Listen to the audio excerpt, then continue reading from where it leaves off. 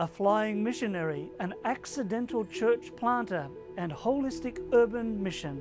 All that and much more coming up next on Global Mission Snapshots.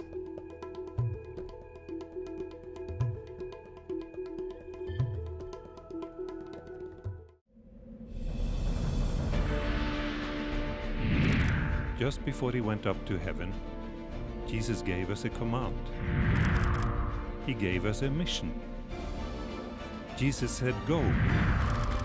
Go unto all the world, telling them of His love." This is our mission. This is our global mission.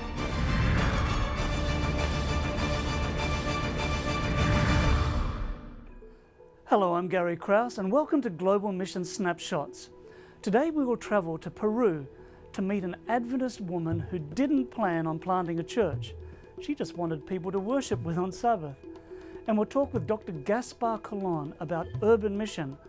What makes it such a challenge? And what can we do about it? Also, when people picture a missionary, they might think of a preacher, or a teacher, or maybe a doctor or a dentist. In reality, there are many types of missionaries. Some are builders, some are librarians, accountants, engineers, bakers, translators, or even computer and media specialists. Today we'll travel to Indonesia to meet a missionary pilot who was called to fly. And after that we'll talk with Adventist Mission video producer Ricky Oliveras, who documented this high altitude mission story.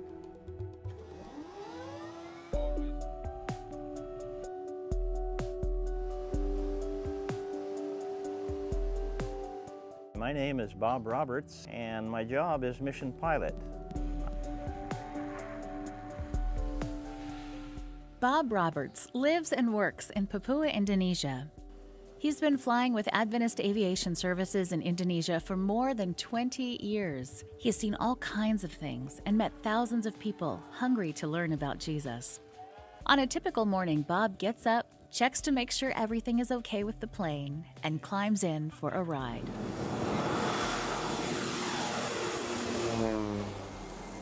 He delivers supplies, visits villages, and transports people throughout the many islands of this region. If you look on the map, you'll see that the island is split in half. The eastern side is the country of Papua New Guinea, while the western half is part of Indonesia. Here in Papua, there are huge mission challenges.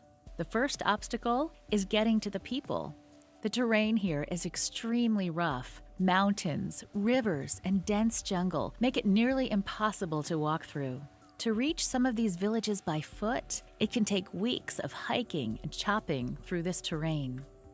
That's where Adventist Aviation Services comes to the rescue. Trips that used to take weeks now take hours, thanks to Bob's flying. These islands contain more than 500 language groups. You can imagine how difficult it is to reach so many languages in an area made up of hundreds of islands. Almost 90% of these people have never even heard the gospel. Bob flies to reach the unreached. He has been flying for the Seventh-day Adventist Church for almost 40 years now. He spent a number of years flying in Africa before coming to Indonesia. His experience in the air is extremely valuable to the mission work in Indonesia. This is where he feels at home and where God has called him to fly. When visiting this small city in West Papua, Bob discovered that the local Adventist pastor's father was very sick and had no way to see him. If he took a boat to visit his father, it could take days. The pastor was very disappointed that he may never see his father again. Bob offered to fly him to the nearby city to visit his father. With the services of the Adventist Aviation plane, the pastor was able to see his father again and share encouraging words with him. Bob often transports sick people to get medical attention. Many of the small cities and villages have no medical facilities. Commercial planes rarely or never fly some places. Even with small commercial planes, it is very expensive for a villager to afford a ticket. We fly a lot of sick people, and when we do fly sick people, we fly them for free if they're really sick. Bob's flying is a ministry. He cares about the people he visits.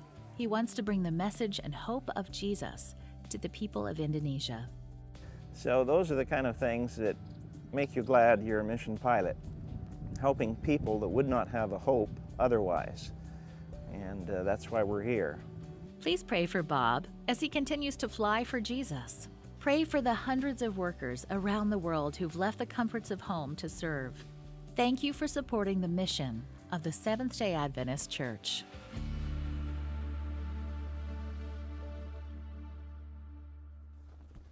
My guest is Ricky Oliveras, video producer, who actually produced the video that we just saw. Ricky, thanks so much for joining us. Thank you for having me. Now, what an amazing experience to go to Irian Jaya and to Yeah. fly through that sort of territory. What were the filming opportunities like? Oh, there are many filming opportunities. It's been, for years actually, I've wanted to go to that region of the world. So for me, I was just soaking everything in, and it's such a visual opportunity. Yeah. And being in the air with Bob, being on the ground with the people, there's just, you turn left and you turn right, and there's always something to point my camera at. Yeah. So Irian Jaya borders Papua New Guinea, Right. same island, part of Indonesia. Now, in this region, there's large territories of it that really haven't been explored, right? Oh yeah, absolutely. This is a very remote area. You'd have to get to some of the villages, you'd have to hike in the jungle for weeks, literally chopping through with a machete for weeks. And so that can show you how remote it is. And Yeah. you have to fly in to get to some of these areas. And there are still places that haven't been, seen before. Right, so potentially there are tribes there that have never been reached from the outside world. Exactly. So, Ricky, tell me about what Bob Roberts is doing there, the pilot. Well, Bob, he's an incredible person. He's been flying small airplanes for the Seventh-day Adventist Church alone for more than 40 years now. Wow. He's been flying in Irian Jaya, or West Papua, it's now called, Yes. for more than 20 years. Is that right? He has so much experience. I felt very safe flying with him. If I was going to fly with anybody in that remote of a location, it was with him. Now, I don't know what it's like in West Papua, but in Papua New Guinea, some of the airport landing strips are pretty treacherous. Yeah. Did you have any there that made you catch your breath? I was personally fortunate enough. He took me to some of the nicer Okay. runways, and then we made our way inland from there. But but looking down from the plane, we passed a few runways I saw that were, a little, questionable. Yeah, exactly. So it was, it can be a tough place to fly, to work, and that's why his experience is so important. Yeah, and I know this missionary spirit has been passed on because he has a son who is a missionary pilot as well. That's right. Ricky, when you talked with Bob, what did your feelings, what motivates him, what keeps him going out there? Well, for him, he just really loves the people, and to me, I thought that was really cool, really valuable. I noticed when we're on the ground, he's not just sitting in the background. He is the first one into a home, talking to the people, and he's been there for 20 years now. So he speaks a little of the Indonesian with the people, and they get a kick out of it. And so he's just really motivated by sharing God with the people, just getting to know them personally, and for him, he gets to know them, and that really opens the door to share about God. Yeah. He doesn't go in preaching or, immediately, with a Bible in hand, first thing first. He goes and, gets to know them, Yes. sees what they need, and actually he's, as a side job to piloting, he's also a dentist on the side. Okay. So that gives you an idea of, one of the basic needs that he helps to fulfill in all these remote communities. He goes and pulls teeth, does basic dental work there. Okay. So he and his wife working there, they wouldn't be there if it wasn't for mission offerings and tithe, so they're supported from that. What about global mission projects? Are there any global mission projects happening there? well, this region of the world is officially just getting launched with global mission projects, but there are still a lot of church planters in this area. And it's really cool to see because, like in many remote parts of the world, it starts from a small seed where one person, has the gospel in hand, and they really, they spread it to their community. They go sometimes from door to door. Sometimes they, talk to a group of people, and it really helps to grow the church. So I visited one church with a church planter who's been there for about 30 years, and they have a beautiful church on the top of a hill. And their church is growing so much that they're starting another church, a whole new building, because people are having to travel from the other side of the island to come to this one church.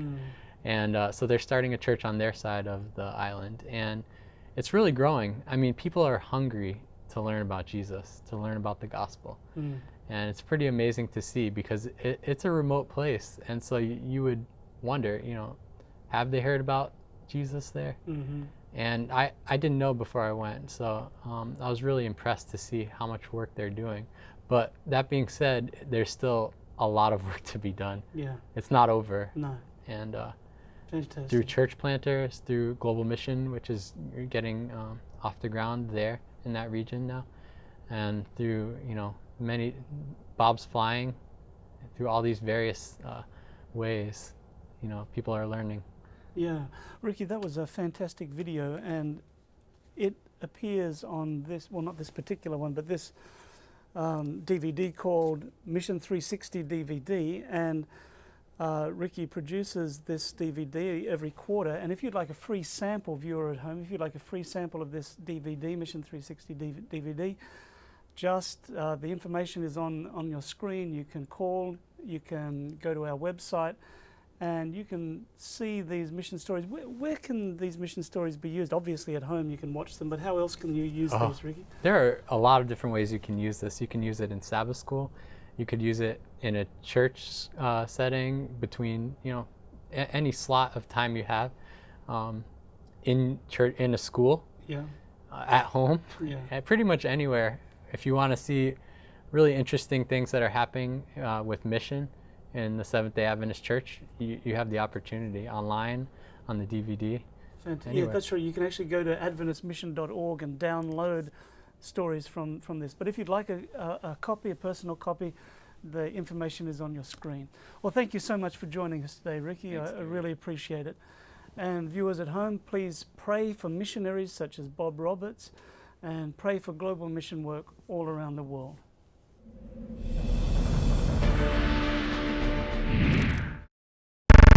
My guest is Dr. Gaspar Colon, who for many years has been involved in urban ministry. Thanks for joining us, Gaspar. Thank you. When we think about urban mission, we think of the huge challenge to start with, That's just right. the sheer numbers. Why is urban mission such a specialized sort of ministry? What is different about urban mission?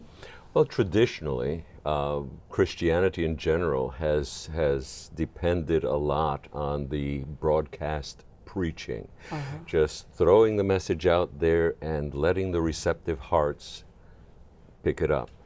More recently, we're realizing that with the rise of secularism and a lot of the things that are happening in our social structure, that you need to approach the community in a way that is more targeted, more knowledgeable of the needs of the community, and do assessment before you make plans to meet the needs of the community and earn the right to preach the gospel in that particular area so that people will listen.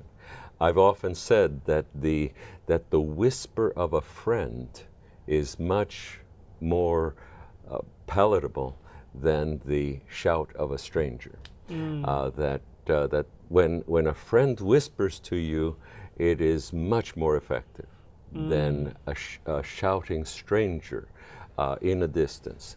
And so assessing community, discovering who is there, developing relationships within that community help us to know exactly where we fit into the community's structure. And the gatekeepers of the community then wind up trusting us enough to give us the space to be able to, as members of the community, to speak forth and preach forth and have the kind of integrity that the community looks for in an organization that wants to preach the gospel of Jesus Christ. Okay, so just briefly, how do you go about the assessment of the community? What we've always suggested through the Center for Metropolitan Ministry is to have the board of the church determine who will be part of their social action leadership team. That's SALT, SALT. And that SALT committee, or the Social Action Leadership Team Committee, becomes responsible for doing some of the basic spade work that is necessary to assess the gifts, talents, opportunities that come from within the church itself, and then also to get an assessment of the community that interviews leaders in the community, leaders in business, leaders in education, leaders in public service, and all of the bankers and people in the community that know more about the community. When you take what you learn about your members and what motivates your members, and you learn what the community itself would like to see and the vision of the future that that community has, and you bring those together, then you have a field of dreams in which you couple what excites your members with what the community itself is saying that it wants to do. And it's at that point that you can begin to do strategic planning with specific areas of ministry that are going to impact the community in a very special way. Can you give me an example of a church or a congregation or people that have done this? I don't teach anything that we don't do in my own church, but in my own church for the last 10 years or so, we've repeatedly, every 4 or 5 years, we've gone out and we've done an assessment of the community. One of the things that we discovered was that the community around our church is very affluent. We have these little starter castles that people build, and the family is there. But couples are working so hard to pay their bills and everything that the relationship between husband and wife is breaking apart. And so we decided, we should do couples retreats that will help these individuals to learn to communicate better with each other. The problem was that we did not have the social capital in that community for people to trust us enough to come to something like that. So we began to partner with entities in the community, in this case with a Methodist church, and together we put a program together that would meet the needs of couples in that community. That has become one of the institutions within that community, that every year we have couples from different religious groups coming together, and it's Bible-centered and it's led by our church, and but we have a cooperative relationship that allows us then to speak forth without any barriers whatsoever. So here you found out what the need was. You found people within the congregation who were able to help meet that need and connected it. Exactly. Now, just briefly remind us of Christ's method of ministry, Gaspar.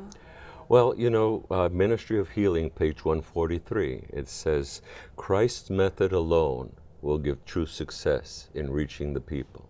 The Savior mingled. I'm in a college environment, in a university environment, and young people think of mingling, but that word is a little too high. So mingling, kicking, or hanging out. He showed sympathy for them. He ministered to their needs. He won their confidence.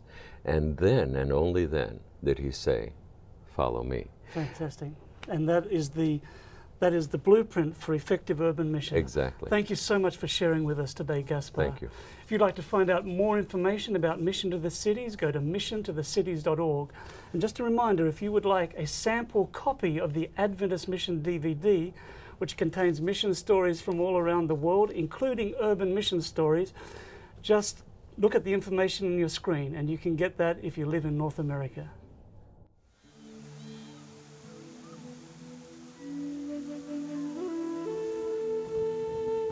Along the coast of Peru lies the town of Huanchaco.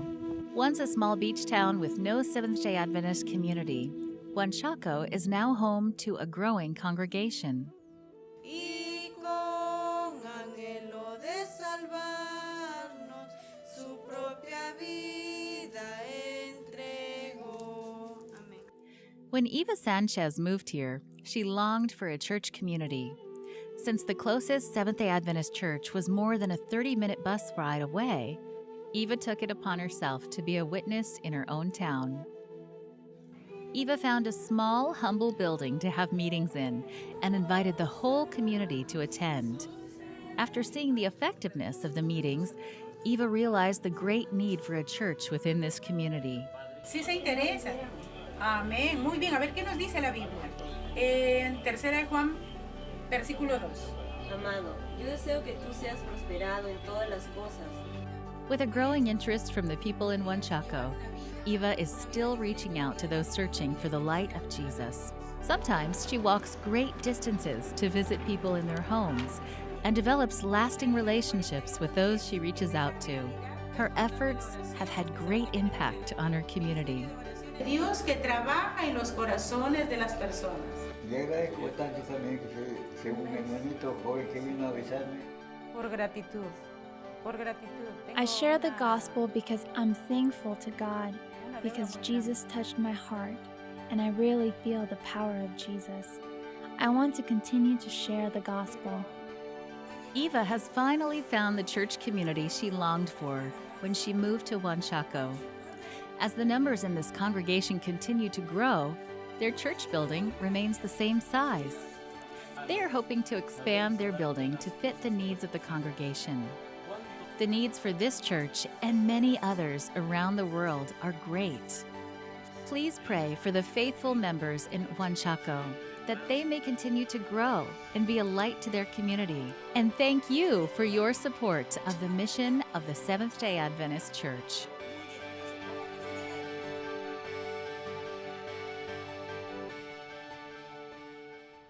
Well, I hope you've enjoyed our 360-degree view of mission all around the world, from the coast of Peru to the highlands of Indonesia. From teeming cities to remote villages, people are sharing the light of Jesus' love. Please pray for the people and places you see here and for the many frontline mission workers around the globe. And thank you for your continuing financial support of mission that helps make so much of this possible. As we close, let's add one more stop to our worldwide mission tour and visit the continent of Africa to hear a prison choir sing. Thanks for joining us today. I'm Gary Krause, and I hope you can join me next time right here on Global Mission Snapshots.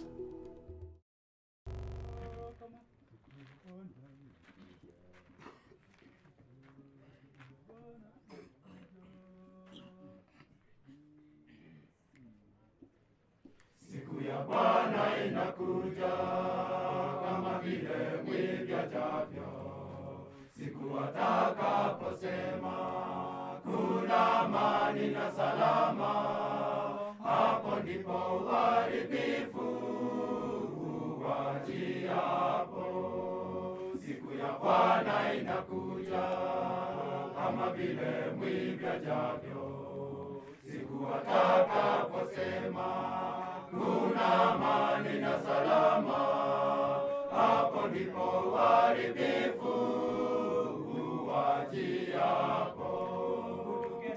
Ndugu, tukeshe tukiomba, tukipiga parapanda kila siku, ili walalao usingizi wapate kuokolewa. Ndugu, tukeshe tukeshe tukiomba, tukipiga parapanda kila siku, ili walalao usingizi wapate kuokolewa. Walalao usingizi waulala usiku, nasi tulowa mchana, tuwe na kiasi na kuvaa kifuani imani na upendo wa Bwana. Walalao usingizi waulala usiku, nasi tulowa mchana, tuwe na kiasi na kuvaa kifuani imani na upendo wa Bwana. Ndugu tukeshe tukiomba, tukipiga parapanda kila siku, ili walalao usingizi wapate kuokolewa.